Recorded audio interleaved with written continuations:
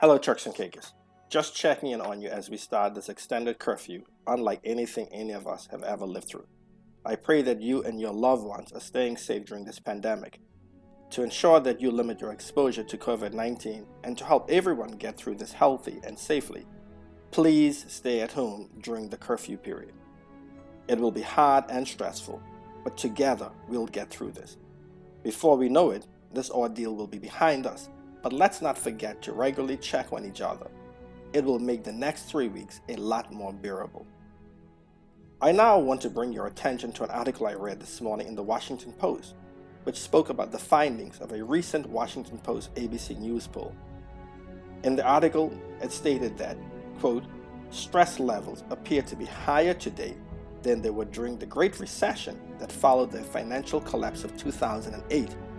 With 7 in 10 Americans citing the virus outbreak as a source of that stress, and 1 in 3 saying it caused serious stress.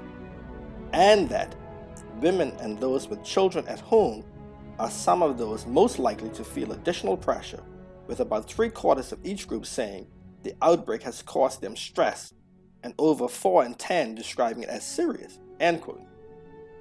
These findings are not unique to the United States. I expect the same to be the case here in the Turks and Caicos. We will all experience elevated levels of stress during this time, and that's to be expected. That's the reason why in my 17th of March post, I stated that, quote, during this crisis, let us look out and keep checking in on each other. If you know anyone who is in quarantine or being treated for COVID-19, check on them often. They need you more than you can imagine. COVID-19 can't affect the telecommunications network, so let's use it to stay connected during this time when we can't reach out and show our affection in person, end quote. So, if you feel elevated levels of stress and anxiety during this time, don't panic. You're not alone. We're all going through the same emotions. This crisis is only temporary. It too shall pass. Before I close, I must point out that I'm deeply concerned about the tone and lack of empathy and compassion in the messages being broadcast to the public.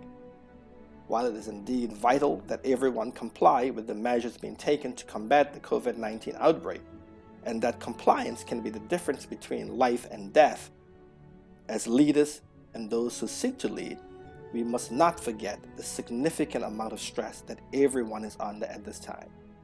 Where we can, we should seek to lessen that stress, not heighten it. These are trying times, but this crisis didn't come to stay. It came to pass. By the grace of God, we'll get through it together and we'll be stronger for it. May God continue to watch over us, and may He bring us through these trying times.